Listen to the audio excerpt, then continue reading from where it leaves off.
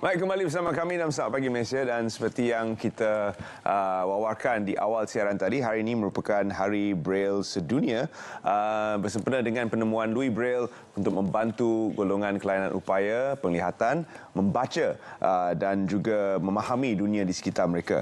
Jadi kita bersama dengan dua tetamu istimewa untuk membincangkan hari yang cukup bermakna ini bersama dengan Cikgu Silatul Rahim Rahman, Pengerusi dan CEO Persatuan Membantu Orang Kelainan Upaya Malaysia, dan juga Presiden Majlis Pendidikan Khas OKU Penglihatan Antarabangsa. Ya. Terima kasih Cikgu kerana sudi bersama kami. Dan turut bersama dalam segmen ini Profesor Datuk Dr. Yasmin Hussein, anggota Majlis Penasihat Persatuan Membantu Orang Kelainan Upaya Malaysia. Terima kasih kerana bersama kami. Jadi kita bertanya kepada Cikgu terlebih dahulu, apakah itu Braille, Cikgu? Baik, terima kasih Terence. Selamat Hari Braille Sedunia. Ya. 4 Januari setiap tahun disambut di seluruh dunia tentang kemegahan Braille, kepentingan Braille, peranan Braille dan sejarah Braille itu sendiri. Jadi Braille adalah tulisan titik timbul yang membolehkan OKU penglihatan membaca dengan menggunakan ujung jari. Ya. Ia dicipta oleh Louis Braille dari Perancis 217 tahun yang lalu. Jadi hari ini 4 Januari 2026 ya, genaplah 217 tahun Braille digunakan oleh 285 juta orang buta atau OKU penglihatan di seluruh dunia. Jadi di hari yang penting ini kita ingin memertabatkan Braille dan mengiktiraf peranan Braille kepada OKU penglihatan dan mungkin juga kepada keluarga dan masyarakat keseluruhan yang kita akan sentuh sebentar lagi. Bagaimana Braille boleh memainkan peranan dalam kehidupan seharian, bukan setakat untuk OKU penglihatan tetapi juga untuk masyarakat biasa. Terjemahan Braille dalam masyarakat sememangnya meluas, bukan saja terhad kepada lift seperti mana yang kita wawarkan pagi tadi, tapi juga kepada pelbagai bahan bacaan lain seperti Al-Quran juga diterjemahkan dalam Braille, dan kita dapat melihat ada khori-khori antarabangsa yang juga menggunakan Braille untuk membantu pembacaan mereka. Jadi Datuk, ingin kita juga tahu apakah kepentingan Braille ini kepada kita yang mampu melihat. Apakah kepentingan Braille ini bukan saja kepada golongan kelainan upaya penglihatan tapi juga kepada kita? Okey, terima kasih Terence. Baik, untuk makluman semua ya, sempena dengan Hari Braille Sedunia ini, tema kita pada tahun ini adalah Celebrating Accessibility and Inclusion for People with Disability, with Visual Impairment actually. Sebenarnya kepentingan Braille ni banyak. Salah satunya adalah dari segi literasi dalam pendidikan. Anak-anak kita bila mereka mempunyai masalah kurang upaya penglihatan, dari segi literasi dalam pendidikan ini adalah mereka menggunakan Braille untuk membaca dan juga belajar. Selain daripada itu, mereka juga mendapatkan akses maklumat ya, dalam apabila mereka berupaya membaca Braille. Bukan kata mereka tidak dapat maklumat melalui komunikasi, tetapi itu adalah kata orang yang utama kepentingan pada mereka. Ya, mereka dapat akses pada maklumat dan menjadi independen, kemandirian. Maknanya dia boleh membaca Al-Quran, dia boleh menjawab soalan, dia boleh membaca maklumat dan sebagainya. Maknanya kepentingan Braille ini banyak. Macam tadi kita bincangkan bahawa dalam lift kita perlu ada tulisan Braille supaya dia tahu kat mana dia nak pergi, tingkat mana dia nak pergi. Kalau dalam kata orang dalam kapal terbang memerlukan akses maklumat untuk membaca apa yang perlu masa berada dalam kapal terbang. Semalam juga saya baru berbincang dengan pihak Indonesia yang akan melaksanakan conference tentang accessibility towards recreational cultural activity towards tourism. Jadi benda-benda ini semualah sangat penting kepada anak-anak kita dan juga pada orang-orang kurang upaya penglihatan untuk mereka memahami apakah maklumat yang disediakan dan apa perlu mereka ketahui. Jadi melalui inilah, tak perlulah nak tanya orang, Terence tolong beritahu saya apa sebenarnya ada hari ini. Oh, tolong beritahu saya with the Braille. Ya, dengan itu dia dapat maklumat-maklumat yang disediakan. Tak perlu lagi nak tanya orang. Maknanya that is where they become independent. You know, they can go anywhere on their own, they can read, they can get the access the information and everything. Dan abjad ataupun huruf-huruf dan angka Braille ini dia adalah satu untuk semua. Jadi tidak mengira bahasa, tidak mengira apakah jenis dialek yang kita gunakan. Kalau kita boleh baca Braille, kita sama dengan semua orang di seluruh dunia. 200 lebih juta mereka yang kelainan upaya penglihatan. Jadi cikgu, ingin kita perjuangkan sikit keberadaan Braille ini bukan saja di kawasan-kawasan yang penting seperti kemudahan awam, kapal terbang, hotel, restoran dan sebagainya, tapi juga untuk bahan-bahan bacaan. Silakan cikgu. Ya, Terence, mula-mula saya nak betulkan. Braille walaupun titiknya sama, tetapi ia mempunyai bahasa yang berbeza. So kita ada Braille bahasa, kod Braille bahasa Melayu, kod Braille bahasa Inggeris, Mandarin, Arabic atau Arab, ya, yang untuk tulisan Jawi itu. Jadi setiap bahasa itu mempunyai kod Braille yang tersendiri. Walaupun pada dasarnya, pada fizikalnya kita lihat titik-titik ya. Contohnya, kalau dalam kod Braille bahasa Melayu dan Inggeris, satu titik atas sebelah kiri bermaksud abjad A.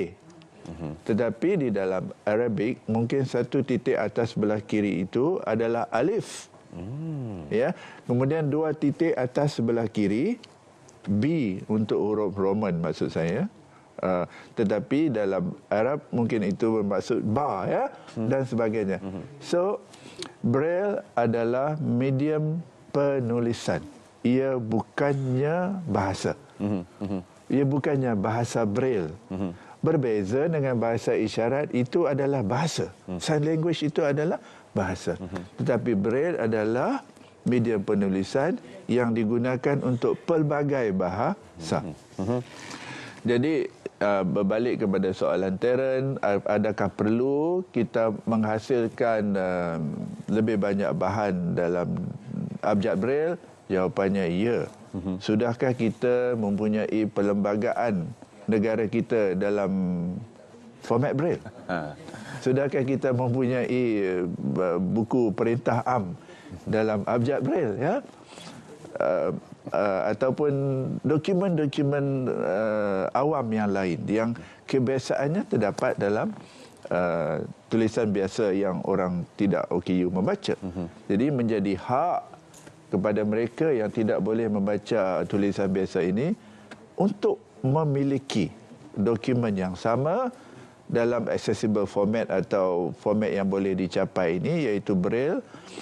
Ataupun saya juga ingin membincangkan, macam Datuk sebut tadi, bila kita masuk restoran, hotel, masuk penerbangan, naik kapal terbang dan sebagainya, di sana ada menu. Dalam restoran itu ada menu. Di hotel, bilik hotel pun ada menu, ya.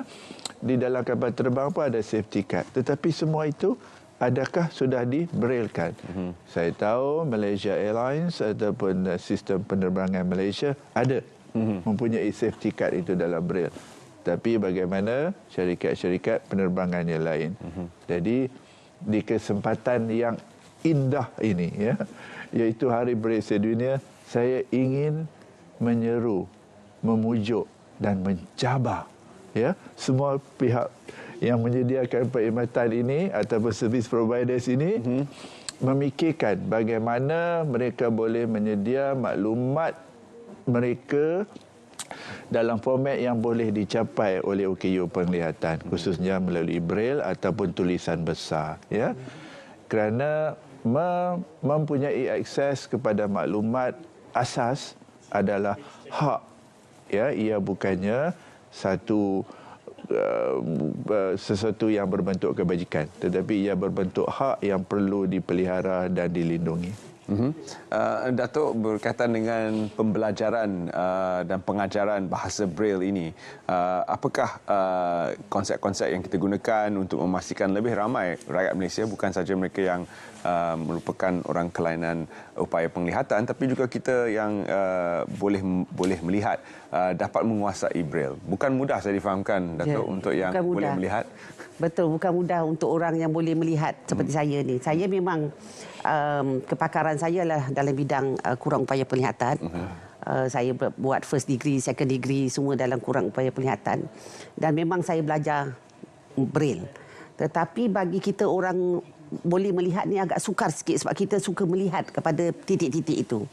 Jadi apabila saya menjadi pengarah bahagian pendidikan khas sebelum ini, kita dapati bahawa kadang-kadang anak-anak kurang upaya penglihatan kita mempunyai masalah apabila menjawab soalan-soalan.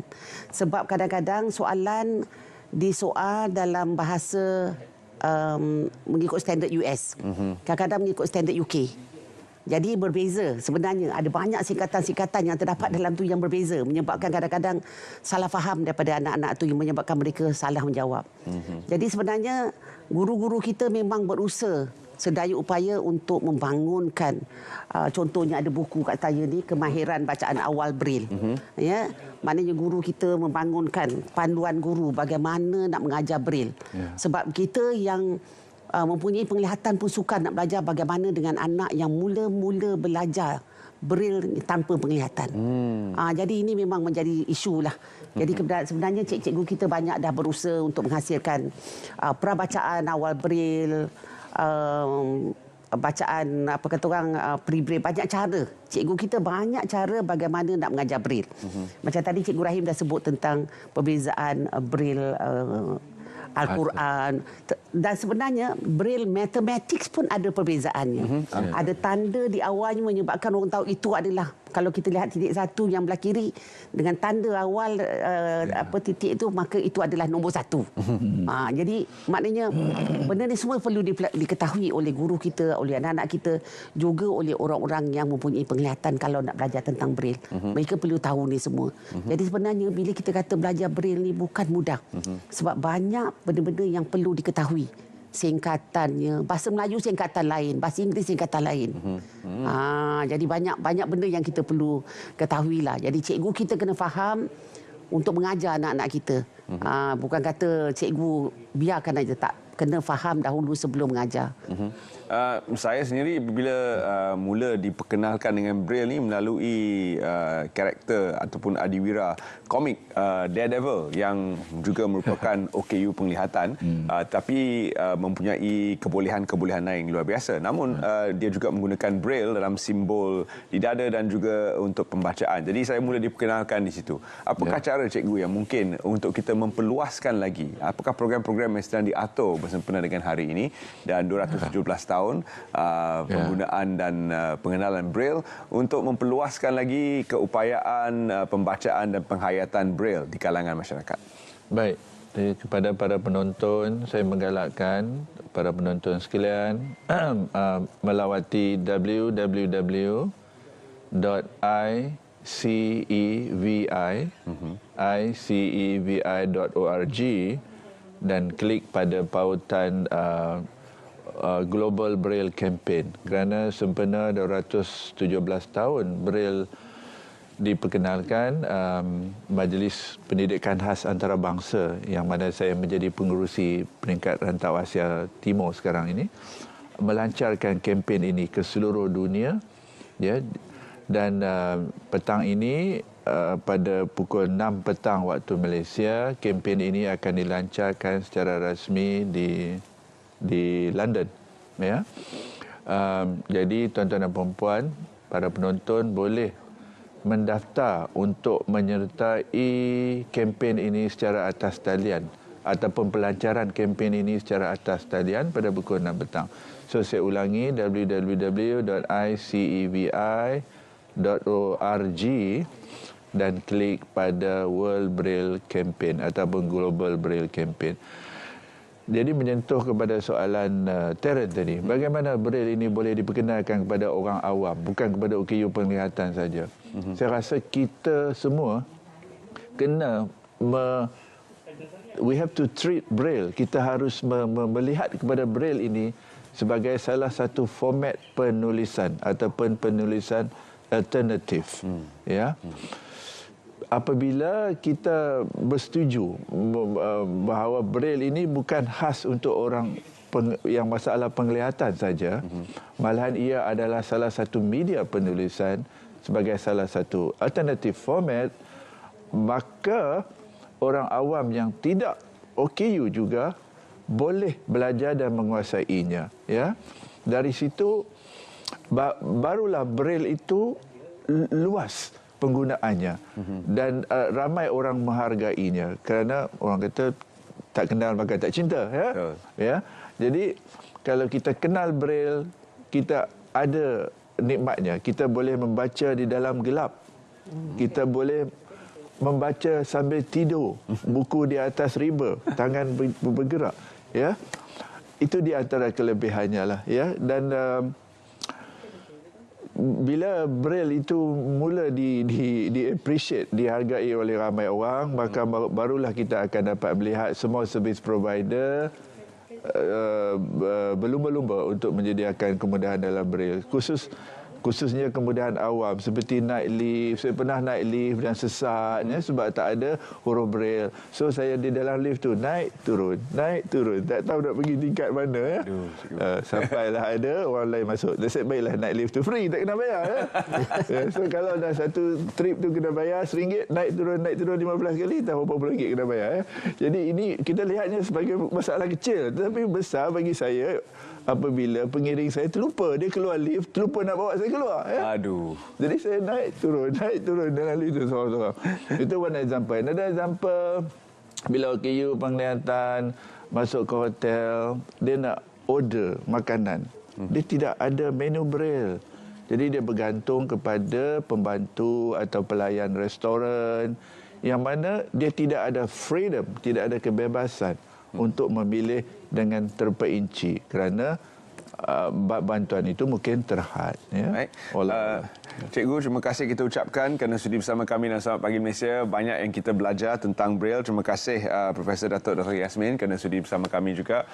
Semoga hari ini menjadi hari di mana kita lebih kenal dengan Braille dan kita yang mampu melihat juga dapat mengusahakan untuk membantu, memberikan kesejahteraan kepada mereka yang kelainan upaya penglihatan supaya mereka boleh lebih terjamin dalam masyarakat kita dari segi bukan saja menggunakan kemudahan-kemudahan awam dan asas, tapi juga untuk kemudahan berbayar seperti kata cikgu tadi di restoran, memesan makanan dan sebagainya, juga memerlukan bantuan khidmat Braille. Jadi hanya perlu sediakan mungkin 1 atau 2 menu saja dalam bahasa Braille untuk membantu orang kelainan upaya penglihatan.